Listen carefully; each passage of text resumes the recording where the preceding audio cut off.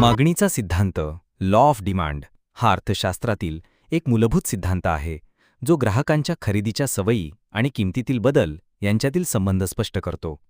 हा सिद्धांत श्री व्यंकटेश उच्च माध्यमिक आश्रमशाळेतील इयत्ता 12वी कला वर्गातील विद्यार्थ्यांनी सादरीकरणाच्या माध्यमातून स्पष्ट करून सांगण्याचा प्रयत्न केला आहे. यामध्ये सादरकर्ते विद्यार्थी आहेत कुमारी रेणुका कोळी, अंजली राठोड, वर्षा राठोड, तसेच कुमार बालाजी, गुरुनाथ, कृष्णा, गोवर्धन आणि विक्की या विद्यार्थ्यांचा सहभाग आहे. चला तर मग पाहूया या विद्यार्थ्याचे मागणीच्या सिद्धांताचे सादरीकरण. मी स्वतः बनवलेल्या वह्यांचा स्टॉल लावला आहे. एका वहीची किंमत फक्त 10 रुपये आहे.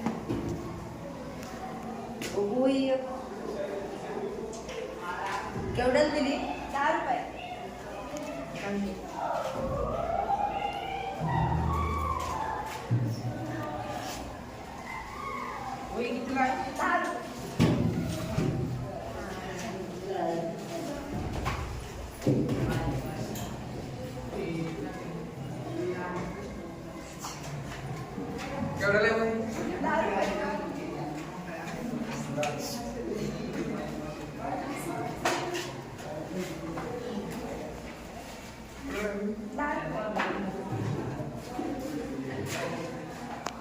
आता सगळ्या वह्या संपल्या.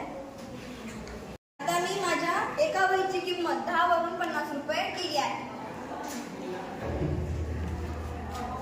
बघू कशी दिलीस? 50 रुपये. एवढे मग एवढे मागे होईल नको रे मला होईल.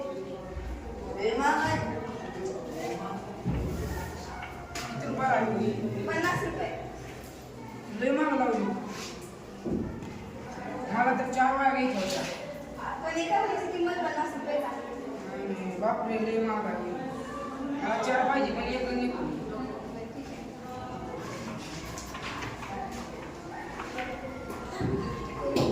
बापरे 50 रुपये किंमत. हो. वीजची किंमत किती आहे? 50 रुपये.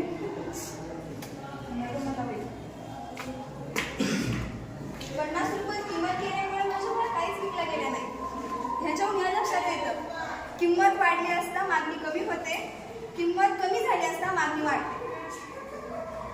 थोडक्यात जेव्हा रेणुकाच्या वहीची किंमत कमी म्हणजेच 10 रुपये असते तेव्हा वहीची मागणी अधिक असते. याउलट जेव्हा याच वहीची किंमत जास्त म्हणजे 50 रुपये असते तेव्हा वहीची मागणी कमी होते.